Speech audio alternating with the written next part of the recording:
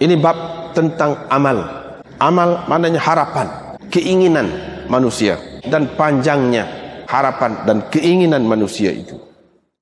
Bab firman Allah, "Faman zuhziha 'anil nar." Sesiapa yang dijauhkan dari neraka dan dimasukkan ke dalam syurga, sesungguhnya telah berjayalah dia, telah beruntunglah dia. Sesungguhnya dunia ini tidak lebih dari mata benda yang memperdayakan. Dharhum ya'kulu, biarkan mereka terus makan, wa yatamatta'u, dan berseronok-seronok, wa yulhihimul amalu, dan dipermainkan oleh harapan, keinginan. Fasawfa ya'lamun, nanti mereka akan mengetahui juga yakni perkara yang sebenar. Ali berkata, dunia berangkat dengan berpaling belakang, akhirat berangkat dengan menghadap kepada kita. Masing-masing dari keduanya mempunyai anak-anak. Hendaklah kamu menjadi anak-anak akhirat, jangan kamu menjadi anak-anak dunia. Hari ini adalah amalan, hari ini untuk bekerja, tidak ada sebarang perhitungan. Besok ada perkiraan, tidak ada lagi amalan. Diriwayatkan dari Abdullah bin Mas'ud, beliau berkata, pernah Nabi SAW melakarkan satu lakaran yang segi 4 dan menggariskan satu garis di tengah yang terkeluar daripada garisan 4 persegi itu. Dan Nabi SAW menggariskan garisan-garisan kecil di tepi ataupun di sebelah garisan yang berada di tengah itu. Nabi SAW berkata, ini manusia dan ini ajalnya yang mengepungnya atau meliputi, menguasainya, dan yang keluar ini ialah harapannya dan keinginannya. Garis-garis kecil ini ialah peristiwa-peristiwa ataupun malapetaka. Kalau yang ini terlepas, dia akan dibaham oleh yang ini. Kalau yang ini pula terlepas, dia akan dibaham atau dipatuk oleh yang ini. Kemudian riwayat daripada Anas katanya, Nabi SAW membuat beberapa garisan. Lalu Nabi SAW berkata, ini harapan ataupun keinginan manusia, dan ini ajalnya. Dalam keadaan manusia itu leka, tiba-tiba sampai kepadanya garisan yang terdekat dengannya. Ini bab tentang amal. Amal ini maknanya harapan, keinginan manusia. Dia berbeza dengan tamanni, itu angan-angan. Amal itu tidak salah. Manusia boleh ada cita-cita, boleh ada harapan, menaruh harapan kepada apa-apa, ataupun mempunyai keinginan kepada apa-apa, boleh, tidak salah. Kalau kita mampu buat benda tu dan mungkin kita lakukan, itu amal orang panggil. Tapi kalau benda tu sudah tidak mungkin kita buat, itu orang panggil angan-angan, tamanni. Itu dia beza. Ini harapan dan keinginan manusia. Imam Bukhari buat mari ayat Quran ini. Nak cerita angan-angan, harapan, keinginan macam-macam dalam dunia ni, orang ni nak gani, orang ni nak gani. Apakah itu tanda dia telah berjaya, dia telah mencapai kelebihan, dia telah beruntung? Tidak sungguh tu. Kalau budak-budak nak lulus periksa, itulah harapan dia, itulah keinginan dia. Sekat tu, lepas tu orang tua dia tidak nak gitu. Lepas tu kalau lulus periksa tu untuk apa? Dia pergi lebih lagi. Nak cerita di sini tidak akan hak sebenarnya, tidak akan berjaya sebenarnya. Hak berjaya sebenarnya orang yang terhindar dari neraka dan boleh masuk ke dalam syurga, itulah orang yang berjaya. Hak lain-lain itu bukan sebenar. Hak lain-lain itu bukan sebenar. Kalau dapat pun sementara sahaja. Hak lain-lain itu bukan sebenar. Hak sebenarnya berjaya iaitu masuk syurga, terhindar dari neraka. Itu hak sebenar. Sepatutnya keinginan kita, harapan kitanya, hak itulah kita gantung situ, jauh. Bukan gantung pada untuk ini untuk ni, untuk ni. Yang dekat-dekat itu, tidak. Sebab itu bukan kejayaan yang sebenar. Adapun kehidupan dunia ni, walaupun kata kita berjaya, itu mata'ul ghurur, iaitu kesenangan ataupun mata benda yang memperdayakan. Biarkan mereka makan dan menikmati apa yang ada di dalam dunia ni, dan leka dengan harapan mereka, keinginan mereka, nanti mereka akan tahu. Jadi maknanya, kalau sekadar makan minum berseronok, mewah, hidup dalam dunia ni tak ada gapo. Bahkan itu kita manusia ni ada tanggungjawab, akan tahu hak sebenarnya macam mana. Tak boleh hidup sekadar begitu saja. Hidup cara lagu tu cara orang kafir, bukan cara orang Islam. Ali berkata, Ali ni maksudnya Sayyidina Ali, dunia telah berpaling belakang, dunia pergi berpaling belakang kepada kita. Akhirat datang dengan menghadap kepada kita. Masing-masing ada anak dia. Jadilah kamu anak akhirat, kata. Jangan jadi anak dunia. hakikat dunia.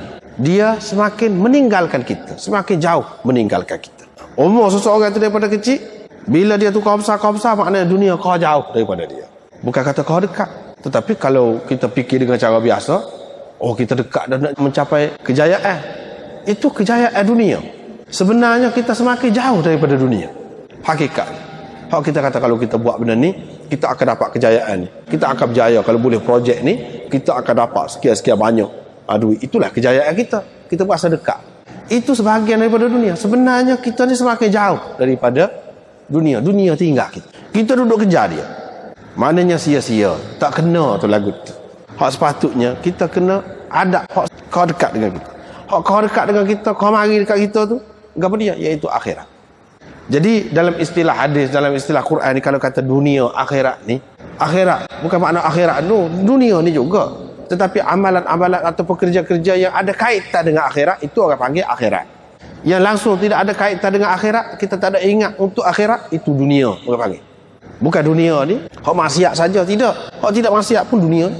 Kalau tidak ada kaitan dengan akhirat. Kalau ada kaitan dengan akhirat, itu orang panggil akhirat. Bukan makna kita cari dunia, tidak.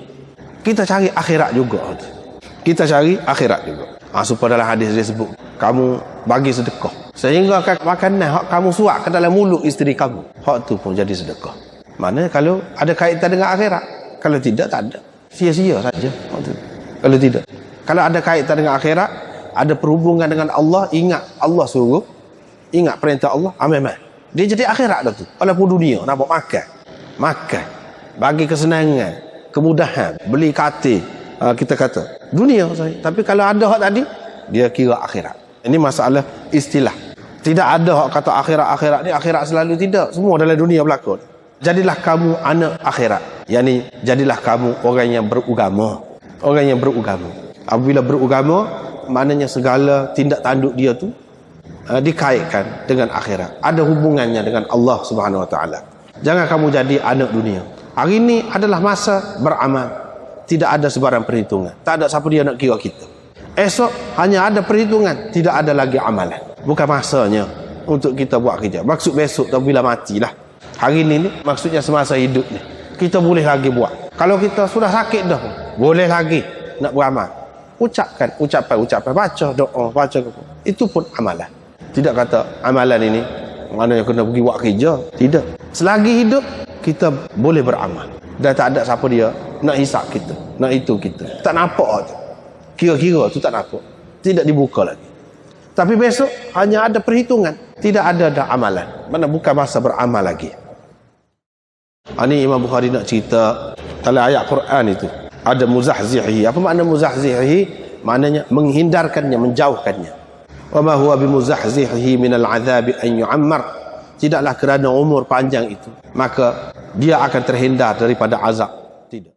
Hadis Abdullah bin Mas'ud, Nabi SAW garis. Iaitu dia buat garis, dia buat petak 4 segi, lepas tu dia buat garis tengah. Hak garis tengah tu, ini manusia. Lepas tu hak cabai-cabai kecil tengah-tengah tu, itu rintangan, halangan, masalah, peristiwa yang berlaku kepada seseorang manusia itu. Terutama yang mengancam nyawanya. Mana hak garis-garis. Manusia berjalan, ini duduk berjalan. Lepas tu, hak tengah tu, garis tengah tu, dia sampai keluar daripada petak. Jadi manusia ni berjalan dalam hidup dia, sini.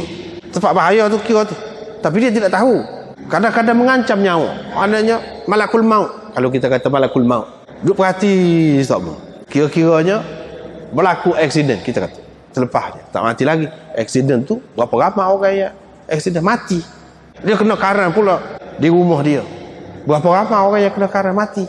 Tapi dia tak mati lagi. Lepas tu sah. Hak lain pula, jumpa. Aksiden pula. Lepas tu sakit pula. Berapa ramai orang sakit lagu tu mati. Tapi dia terlepas. Terlepas pula. Hak akan datang pula. Banyak perkara tu. Tetapi harapan dia, keinginan manusia ni lebih daripada jangka hayat dia. Mana sekeliling dia ni, sekeliling hak 4 segi tu, itu makna maut, ajal dia. Ajal dia tu tak boleh lari daripada tu. Manusia tu terkepung di dalam ajal dia. Tak boleh lari daripada tu. Tetapi harapan dia, keinginan dia ni melebihi daripada umur dia. Itu manusia. Sama ada baik atau tidak baik. Orang-orang yang tinggi fikiran dia, dia rancang jauh. Kalau dia seorang pemimpin, sampai lepas mati dia 100 tahun, pengikut dia atau bangsa dia boleh berasa lagi hak dia buat. perancangan. Dia mati dah, ajal dia tak ada. Tapi harapan dia, keinginan dia, kita kata wawasan dia, jauh ke sana. Begitu juga orang lain-lain. Orang yang nak kaya, kadang-kadang dia boleh dapat selepas mati, tapi dia tidak dapat semasa hidup di dunia. Kalau boleh dapat pun, mana kalau umur dia tu panjang lagi, tapi dah umur dia tak panjang, mati, tak dapat. Tinggal angan-angan saja, tinggal harapan saja. Kalau hak dapat tu dapatlah, dalam lingkungan tu dapat. Walaupun banyak rintangan, walaupun banyak masalah, dapat. Nak ceritanya keinginan manusia tu, harapan manusia tu jauh pergi. Dia nak goni. Berapa ramai orang nak goni tu, nak goni, tak tercapai. Mati dulu. Dia kata kalau hak ni terlepas, dia akan dibaham oleh hak ni pula. Mana kalau dia terlepas daripada rintangan yang pertama, dia akan menghadapi yang kedua. Begitulah seterusnya yang ketiga. Yang semuanya itu pedih, sakit. Kena dia tu sakit. Macam dipatuk oleh binatang yang bisa. Itu masalah-masalah yang dihadapi oleh dia dalam hidup ni. Di dalam mencapai harapan dia, keinginan dia tu macam-macam yang manusia hadapi. Sebab itu dia kata nahasyahu.